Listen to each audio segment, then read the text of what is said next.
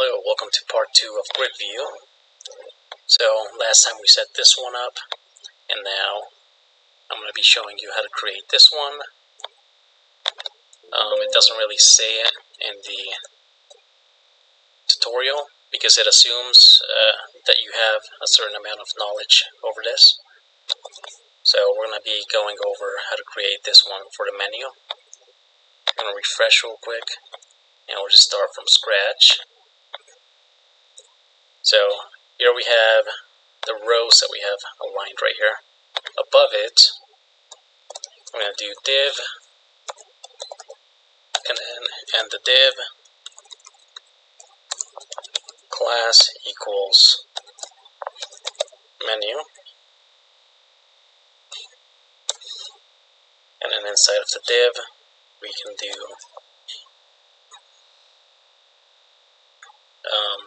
UL for an unordered list, and then then LI for list item, and the UL right here, close the under unordered list right there, and then for the list item, close it off right there. Now we can go button 1,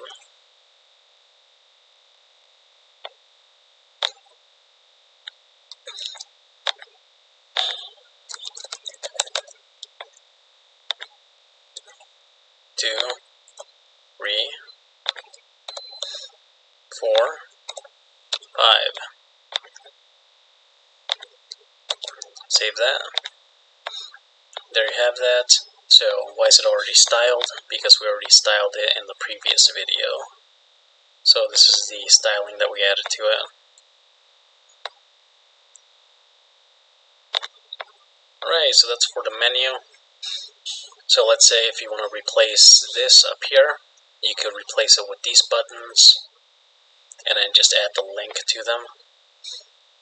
So how would you accomplish that? The same way that we did these, because these are list items as well.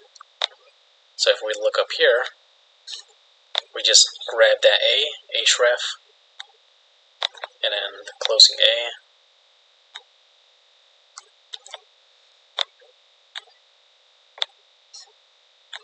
and we paste it there, save.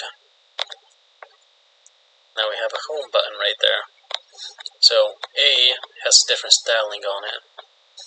We want to get rid of that, since we already set this page up with a custom, with its own CSS page, linking to its own CSS page right here, stylestree.css. Then we can go ahead and just delete the styling for A. So going up here, A.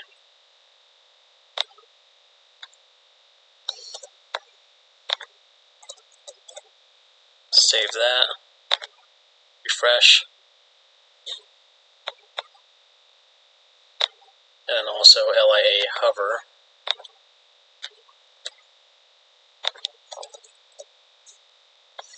Save that.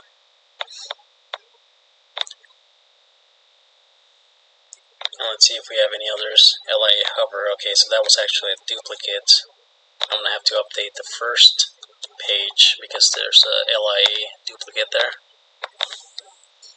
Save that. And there's another LIA. So look for duplicates. There should only be one LIA and one LIA hover.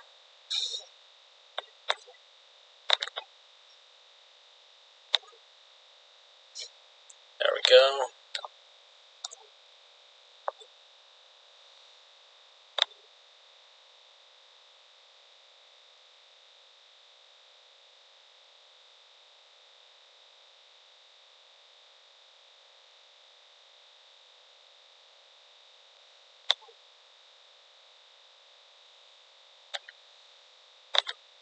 And then we'll just add one for A real quick. So A, text, decoration, none. Save that. That gets rid of the underline. And if we want to style the text inside of these buttons, if we're doing a link style like this, then we actually need to style it from A instead of styling it from LI, which is list item. So let's say text color red, save that. Or font, font color.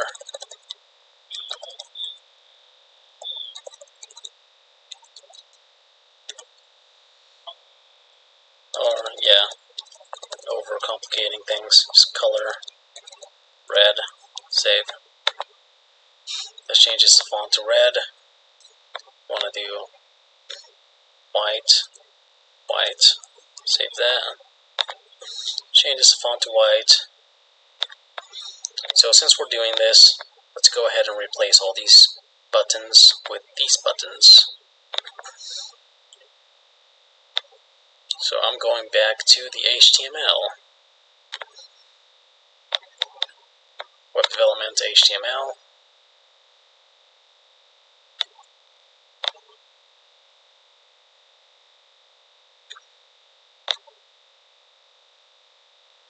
And I'm copying this, pasting it in between all those list items.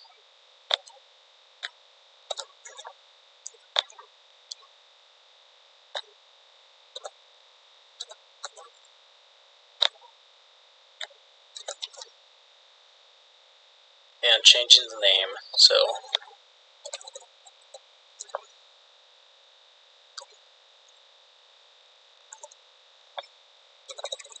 well, let's see, how do we have it in the document here? Going back up to see the name, web development .html.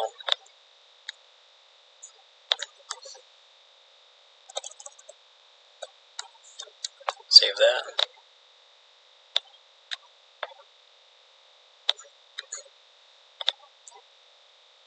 OSINT.html.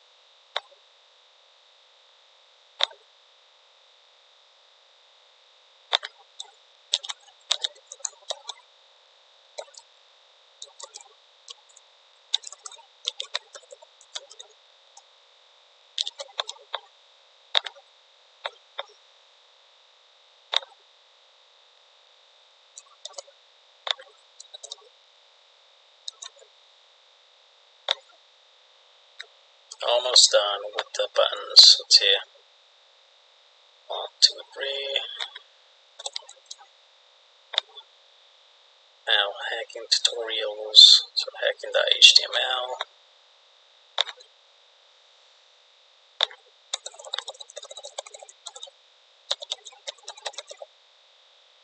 Hacking tutorials down here.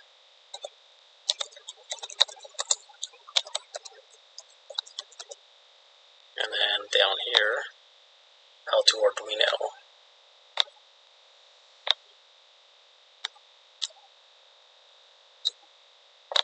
Or, hold on. Arduino.html and then how to Arduino.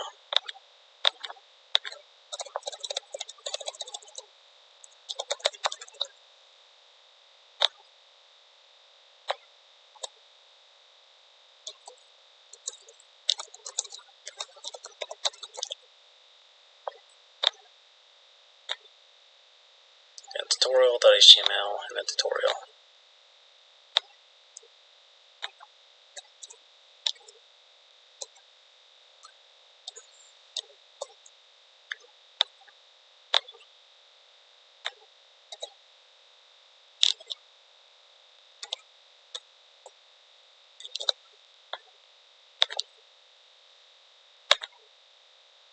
So there you go. Now we have all the links.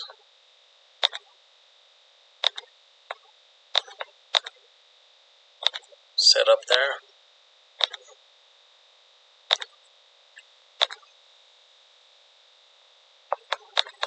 Now if we want to edit the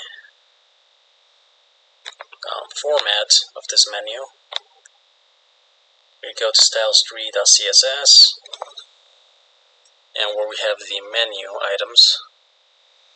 So menu, we have a width 25%. Let's say we want it 100%. Save that. And now it takes up the entire 100% of the screen right there. Up here, we still have the links that we haven't deleted yet for the list. So let's do that right now. So going up to the list, UL, go ahead and just delete all that, since we're doing this one for the example here. That's the style sheet, so keep that on there, save that, refresh. And there's another method on how to create a navbar. And that's responsive to the page, so it shrinks down to the page size if you make it smaller. If you go over here and inspect, we can see what it would look like on different devices.